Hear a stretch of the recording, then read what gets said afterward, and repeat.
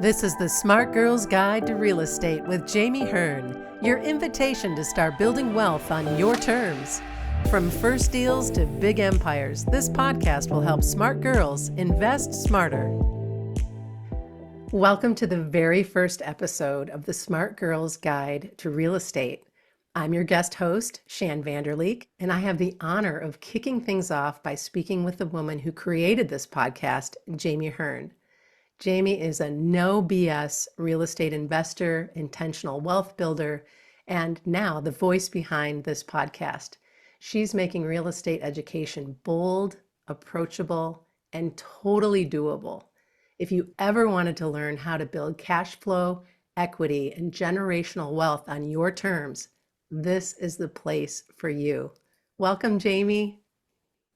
I'm so excited to kick this off with you, Shann. Thanks for all of your support and all the things you do that nobody talks about. So you are so appreciated. Oh, thanks so much. So you've just launched the Smart Girl's Guide to Real Estate. And the very first thing that comes up for me is, what inspired you to create this podcast and go on this journey? I know a lot about you behind the scenes, but let's tell our listeners what made this happen for you. So the crux of my mission is reallocating wealth into the hands of women, because women do things with money that men don't do. When a woman has wealth, her entire family is in the ripple zone, and also tons of people who aren't in her family.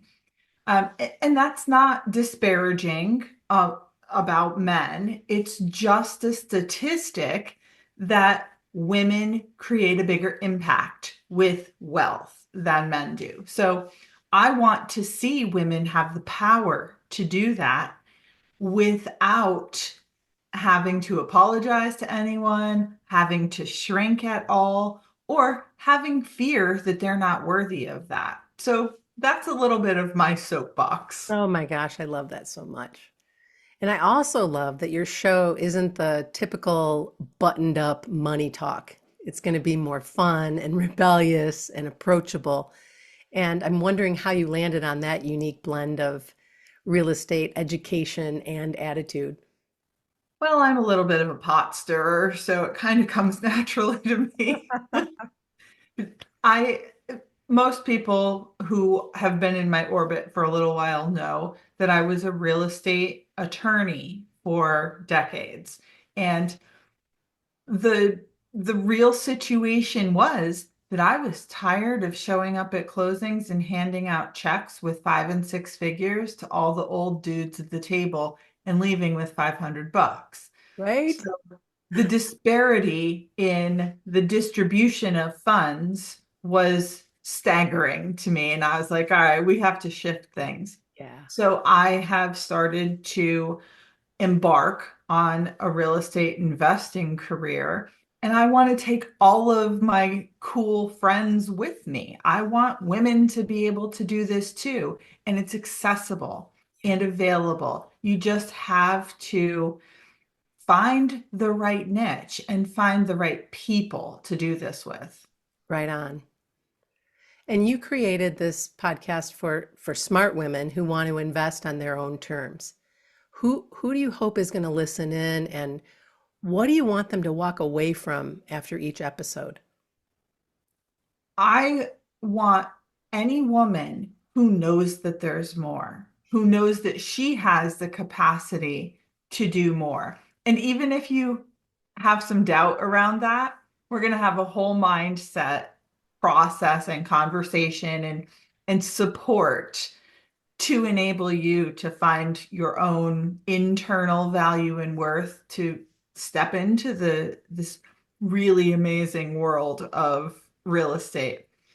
I also want women to recognize that it's not just real estate. They have the capacity to really claim this station in any industry that they choose.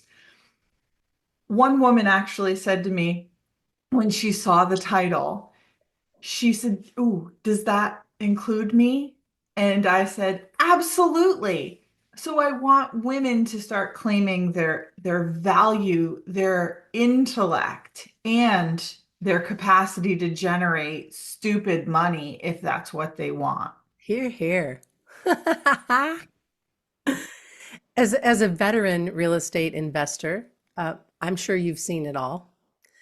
The wins and the don't do this and or don't do what I did moments. How are you weaving those stories into your episodes and why do you think that that matters? That honesty of your experience. Everybody has Instagram moments, like that's what they share with the world. But being a real estate investor is a very real, visceral, challenging experience. So it's important to talk about those mistakes we've made and bad shit that's happened to us along the way. So then it normalizes it and you don't judge yourself. So many people have a deal go south and they're like, "Oh, I'm not cut out for this. This is too hard." It is hard. Yeah. It's not just a quick, easy way to build wealth. It requires fortitude and resilience, and that's okay. Yeah. So when you face those things, knowing that there's this whole fleet of other women who have also faced these things and forged through and built amazing things on the other side, it gives you a little bit of support and encouragement to do it yourself. Yeah. And it is really just a matter of stick-to-itiveness and following the steps and just staying with it. And frankly, when things blow up, they weren't meant to be. They weren't meant for you because there's something much bigger and better right around the corner. At least that's what I've found in my own experience. Yeah, I have the perfect example of that. A few years ago, my husband and I were under contract to buy a property in the mountains of North Carolina. At the 11th hour, it fell apart. We lost about 20 grand on the deal. And then all of these recent hurricanes and bad things happened. That house was destroyed. Goodness. So, I mean, I'm sure we would have had insurance, but we would have had a significant loss Oh had we yeah. closed on that property. Yeah. So it's not always in the moment that you can recognize what the utility of a deal falling through or going south Right. really is. But you just have to have faith that big picture, the universe is propelling you in the right direction. So don't go Without kicking question. and screaming. Get Yeah. in the flow. I have a story, a similar story where we were so disappointed. We bought some beautiful property to build our forever home, and we were just so excited about it. And as everything was moving forward, the neighbor next door didn't understand where his property line was and where ours began, and he took out all of the trees on over an acre of this wooded, hilly, beautiful property. And needless to say, he ended up buying some property he hadn't planned on buying because because things just kind of worked out that way. But had that not gone sideways for us, we wouldn't be living where I want to live and where I live now and have lived for 20 years based on a conversation with a woman many moons ago about, hey, if you ever sell this house, I want to live here. It's my, and it happened. And had the guy not cleared the trees, I wouldn't be living here. That's amazing. Yeah, I mean, it's devastating that someone totally. cleared trees. I'm so connected with trees. I mean, And have it I was ever just told you? all, they were just, I don't even remember what he was doing. Anyway, doesn't matter. We had a forester come in on our farm, and I was not interested in having as many trees as they had marked, cut. Yeah, So my husband ended up calling them saying, "Don't come back." yeah. Nope. So you've said that this show isn't about your grandma's money talk. What outdated advice or myths about real estate do you want women to stop believing right now? Number one, you do not need a bundle of money in the bank to get into real estate. I have a deal closing tomorrow, actually, that is zero money out of my pocket. And it's a fourplex, it's a seven-figure purchase. I'm not sending any money.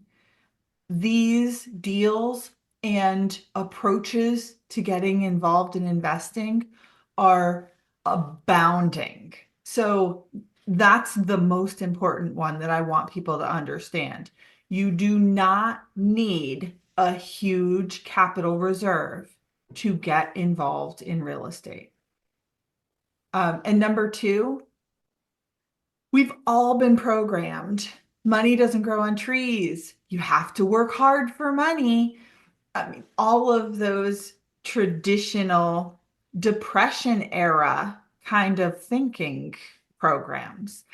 So I, Another I one, just have to interrupt you to share something with you. Right now, the fortune that I have from a recent fortune cookie is if not from trees, where does money come from? well, let me tell you. And I just thought that was so cool because it just flipped it on its ear that money because we are programmed by our lineage to believe some of these things and they aren't useful for us and they are in the past and they don't have to be any part of what we're doing now in our future in our real estate investing, etc. 100%. And I am not saying that real estate investors don't work hard. We do, Yeah, but we work smart. yeah, So making the transition from going to work hard for a company that might not have the same values that you do is a program that is challenging to shift. But with the right support and right team and right knowledge, you can make that shift and start to learn how to bring deals in and things start to flow. And it just becomes a completely different experience in life. yeah. That's great. What's one lesson from your own investing journey that completely changed how you look at and how you approach wealth building today? Just one. You can share more than one if you'd like. It's probably just that, be in the flow. Because when I have forced deals to close, shit goes sideways. Or when I have shrunk and not just been with the flow of deals, energy, money, then I've missed out on opportunities. Yeah, So having the courage to accept the opportunities that are coming to you is critical. yeah. A lot of people are programmed to think things like, oh, I can't do that. That's too big of a risk. Mm. Without risk, there's no reward. Reward. Right? So being a real estate investor is riskier than a lot of other jobs or industries, but it also comes with an exponential reward. It really does. It's And the key is having the right people around you. All of the information that you'll ever need is available on the internet. But the way that information is presented is different for every person. So finding the people you vibe with and building wealth with them or alongside them makes the process and experience so much more enjoyable. mm.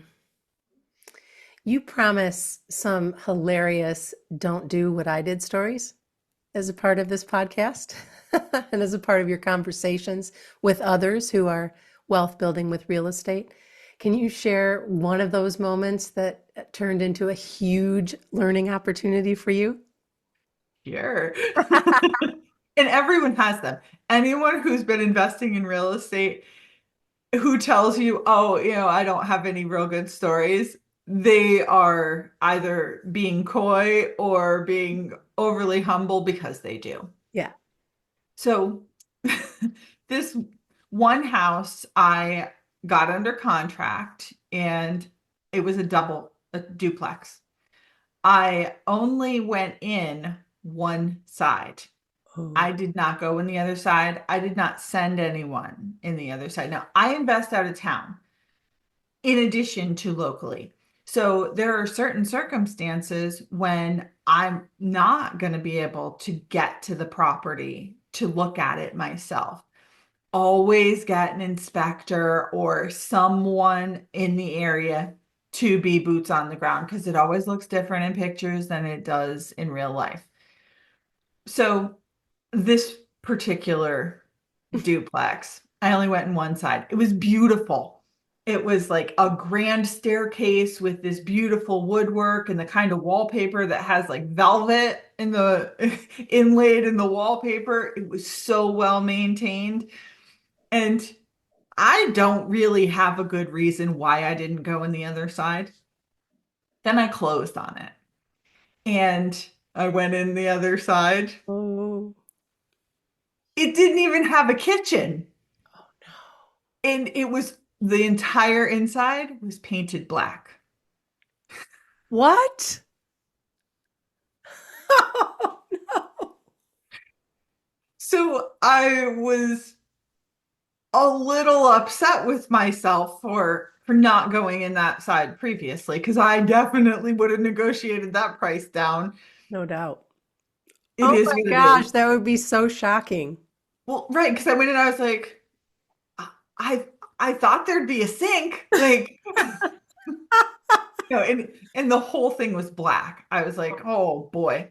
Oh my I goodness. ended up selling that to a fix and flip investor 45 days after I bought it for a $30,000 gain. Oh, that's So, awesome. like, it was okay. Yeah. Well, and that there is the silver lining to finding that black duplex. Who'da knew? So many women feel intimidated by the financials and by the real estate world. What's the first step we can take to start feeling a little bit more confident in investing? Talking with other women who are doing it. There are women who are hitting it out of the park. Yeah. One particular investor, she's way younger than I am. She owns 2,800 doors. Like, holy shit, are there that many doors in a whole county? Like it's just Wow. amazing. Yeah. So most of the women that I'm in community with are super approachable and friendly and want to help. And if you have a question, they're going to point you in the right direction. So just taking that initial step to start networking with people Yeah. who are doing what you want to do is going to propel you forward. And you don't have to find the girl with 2,800 doors. Find the girl with four. Right. Find the girl with eight Right. Well, who's, and that leads me right to the some of the guests and some of the people that you're going to be talking with here. These are those women. yes, So just to be sure that our listeners know, Jamie is going to be sharing, from a teaching space, but also from an interviewing space and storytelling space, so that you're going to meet all kinds of different women who are in this space, who are wealth yes. building with real estate. And a lot of people have the misconception that, oh, real estate, I'm not a realtor. Hmm. I'm chatting with some realtors, but there are so many different aspects of being involved in real estate. You can be an investor as a private money lender. You can give money to people who are doing fix and flips and get a really good return on that. You can be a realtor. You can be a short-term rental host. You can be a long-term rental owner. There are just so many facets that we'll touch on a variety of different ways you can get involved and try them all. Right on. Try one out, see how you Uh-huh. like it. If you don't like it, try another one. Don't worry about some scattershot approach. Get exposed to the options available to you before you commit to any one particular way to build wealth. Yeah, Do what makes sense for you. sure, sure. What a great conversation. I want to wrap today by I have one more question for you. And that is that you talk a lot about building generational wealth. And when you think about your own legacy, what do you hope this podcast and your work in real estate and your background as a lawyer in real estate as well, what do you hope this work is going to make possible for others? I would love to see people build companies that enable their kids Mm, to build other companies. Like I said, it may not all be in real estate. One of my sons is starting a service company as an HVAC technician, but he got his start because I learned the skills of real estate. And I said to him, if I had the knowledge when I was his age, I would be on such a different trajectory right now. Like, I'd be building puppy shelters in every corner of the world. I love that. But that ability to create wealth and teach your children to create wealth Yeah, offers society a benefit. sure does. And that's the real impact that I want to create. Mm, mm. Thank you so much for sharing your story and giving us a first look at the passion and honesty and expertise that is going to make the Smart Girls Guide to Real Estate a must listen podcast.